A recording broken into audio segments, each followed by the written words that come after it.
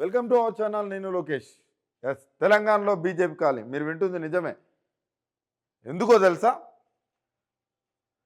తెలంగాణలో BJP party మేము అన్ని గెలుస్తాం ఇన్ని గెలుస్తామని మేకవన్న పులిలా వ్యవహరిస్తుంది. ఎందుకు అని అంటే వాళ్ళు గెలిచే యోచన ఎక్కడ కనిపిస్తలా. ఎందుకంటే ఖమ్మంలో ఉండదు, ఖాళీనే. ఖమ్మం, వరంగల్లో ఉండదు, ఖాళీనే. మహబాద్ సెగ్మెంట్లో ఉండదు, ఖాళీనే. నల్గొండలో ఉండదు, ఖాళీనే. భువనగిరి ఉండదు, ఖాళీనే. ఇట్లా చెప్పుకుంటూ పోతే హైదరాబాద్ ఖాళీనే.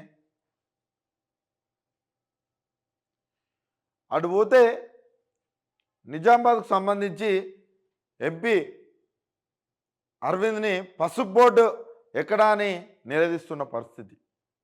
ఇప్పుడు పసుపు బోర్డు ఎక్కడ అంటే స్పైసీ బోర్డు వచ్చింది దానికంటే పెద్దదని అంటాడు. అరే బాబు, నాకు దానికంటే పెద్దది వద్దు, మాకు పసుపు బోర్డే కావాలని అక్కడ రైతులు చాలా ఆగ్రహంగా ఉన్నారు. ఒక విధంగా చెప్పాలంటే నిజామాబాద్కు సంబంధించి కవిత లిక్కర్ స్కామ్లో కూడా బీజేపీ ఒక గేమ్ ఆడుతుందని, అది అరవింద్ను గెలిపించడం కోసమే గేమ్ ఆడుతుందనే ఆరోపణ కూడా చాలా బలంగా ఉన్నది. అదేవిధంగా బండి సంజయ్కి ఆడి వరకు వస్తే, బండి సంజయ్ విషయానికి వస్తే, ఆయనేమో పొద్దున్నేస్తే మనం ఏ దేవునికి మొక్కుతామయ్యా, సోమవారం ఏ దేవునికి మొక్కుతాం, మంగళవారం, బుధవారం, గురువారం, శుక్రవారం, శనివారం, ఆదివారం ఏ దేవులకు మొక్కుతామయ్యా అనే ఒక వివరణ తప్ప ఆయన కరీంనగర్కి ఒరగబెట్టింది ఏం లేదు. ఆల్రెడీ ఆయన అక్కడ పోటీ చేసిన ఓడిపించిన సందర్భం. ఇక మహబూబ్నగర్కి సంబంధించి జితేందర్ రెడ్డిని కాదంటే జితేందర్ రెడ్డి పోయి కాంగ్రెస్లో జాయిన్ అవ్వడం జరిగింది.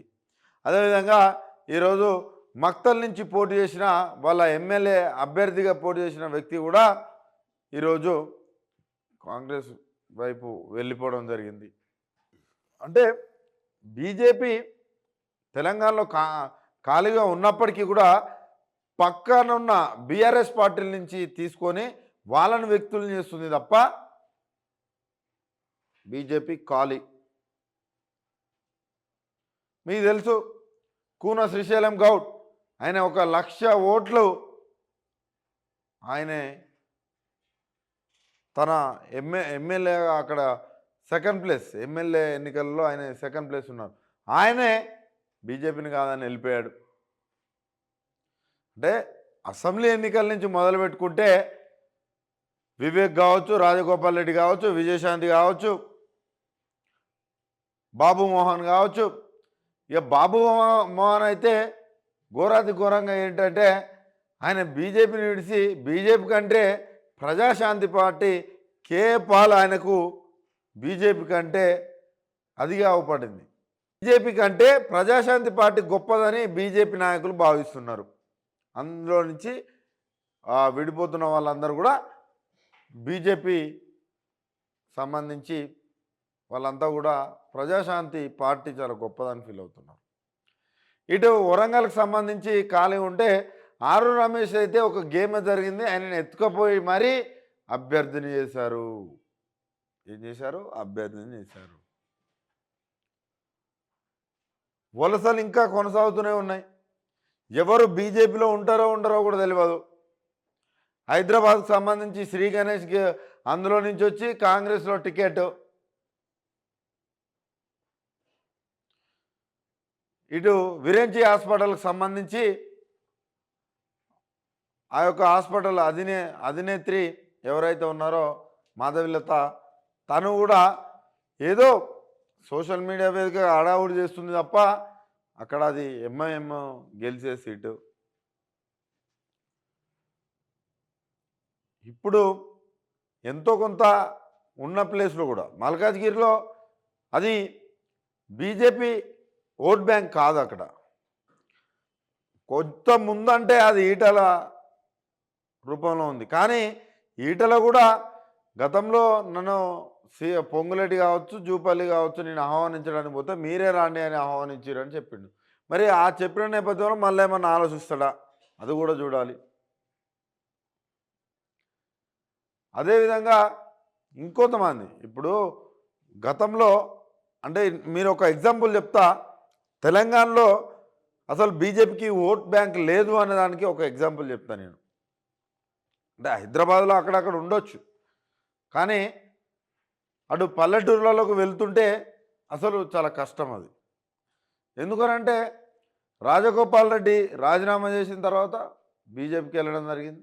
బీజేపీకి వెళ్ళిన తర్వాత ఆడ రాజగోపాల్ రెడ్డిని చూసి ఆ ప్రజలు అక్కడి నుంచి వెళ్ళారు తప్ప ఏదో బీజేపీకి ఆడ క్యాడర్ ఉందని సెకండ్ ప్లేస్లో లేడు. డిపాజిట్ కూడా కాంగ్రెస్కి రాలే, కానీ ఆడ ఇప్పుడు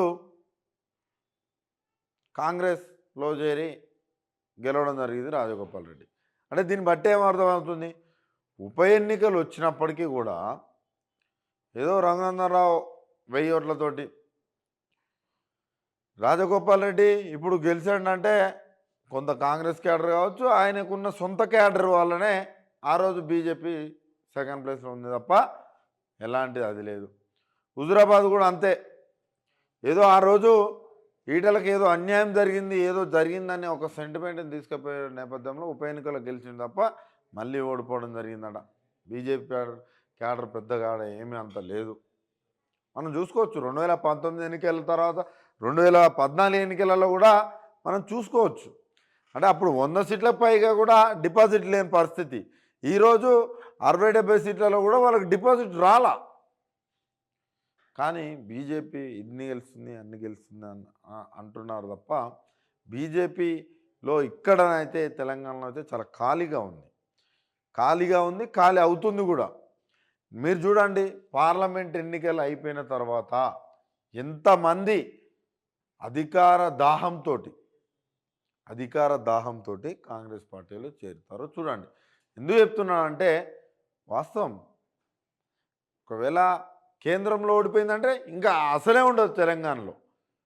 ఇప్పుడున్న ఆ యొక్క పర్సంటేజ్ కూడా మొత్తం పడిపోతుంది. ఒకవేళ కేంద్రంలో అధికారంలో ఉంటే మనం అనుకున్న విధంగా ఏంది కర్ణాటకలో కావచ్చు, గతంలో మహారాష్ట్రలో కావచ్చు, ఇట్లా కూల్చివేసుకుంటూ పోతే ఇక్కడ కూల్చివేస్తే చెప్పలేం. కానీ ప్రజెంట్ అయితే అంత పెద్ద చెప్పుకోదగ్గ లీడర్స్ అయితే కష్టంగా ఉన్నారు.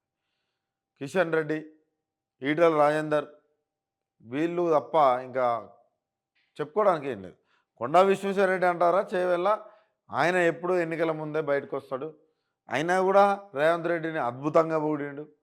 సో వీళ్ళందరూ కూడా కొంత వేరే పార్టీ వైపు వీళ్ళు మొగ్గు చూపుతున్నారని తెలుస్తుంది. ఎందుకనంటే వీళ్ళు చేసేదేం లేక ఏదో కేంద్రంలో ఉంది కదా ఇక్కడ మనం ఏదో చేయాలి అనే ఉద్దేశంతో పార్లమెంట్ ఎన్నికలకే పోటీ చేస్తున్నారు తప్ప మరి ఎమ్మెల్యే ఎన్నికలకి ఎందుకు పోటీ చేయలేదు, అసెంబ్లీ ఎన్నికలకి ఎందుకు పోటీ చేయలేదు, పార్లమెంట్ ఎన్నికలకే ఎందుకు పోటీ చేస్తున్నారు అంటే మోడీ దగ్గర ఏదో కొట్టేద్దాం, 1-2 సీట్లు వచ్చినా ఒక దాంట్లో మంత్రి వస్తుందేమో అని. ఇప్పుడు డీకే అరుణ కూడా అంతే. ఆమె నాకు తెలిసి డీకే అరుణ జాతీయ ఉపాధ్యక్షురాలు ఏమో పదవి ఉన్నది. అంటే ఇప్పుడు గెలిస్తే నాకు ఏదైతే నాకు కేంద్ర మంత్రి వస్తుంది అనుకుంటుంది. కానీ ఇవన్నీ కష్టం. తెలంగాణలో బీజేపీ అనేది చాలా కష్టం. ఇప్పుడు ఏదైతే మక్తల్ నుంచి ఆయన జితేందర్ రెడ్డి వీళ్ళందరూ కూడా పార్లమెంట్ ఎన్నికల దగ్గర పడుతున్న వేళ ఇంకా చాలామంది కూడా జాయిన్ అయ్యారు. ఇంకెంతమంది వస్తారో ఎన్నికలు దగ్గర పడుతున్న వేళ ఎంతమంది కూడా కాంగ్రెస్ వైపు పోతారో కూడా తెలుస్తలేదు. మొత్తానికి తెలంగాణలో అయితే వలసలు సాగుతున్నాయి. ఆ వలసలో భాగంగా కాంగ్రెస్లోనైతే బీజేపీ నాయకులందరూ పోయి చేరుతున్నారు. బీజేపీ అయితే ఇంకా త్వరలో మొత్తం ఖాళీ కాబోతున్నట్టుగా కూడా తెలుస్తుంది. చూద్దాం మరి. Let wait and see. ఎందుకనంటే మనము వెయిట్ చేయాలి అసలు ఏం జరుగుతుందని. ఇప్పటికే అందులో కిషన్ రెడ్డి ఒకడు మాట్లాడతాడు, బండి సంజయ్ ఆటలు అయిపోయినాయి. ఆయనే ఆ దేవుడిని ఈ దేవుడు అంటాడు, ఇది అది అంటాడు, అది ఇది అంటాడు. చంద్రాయన్ పైన 3 ఎకరాలు అంటాడు, చంద్రాయన్ పైకి పోయొద్దాం అంటాడు.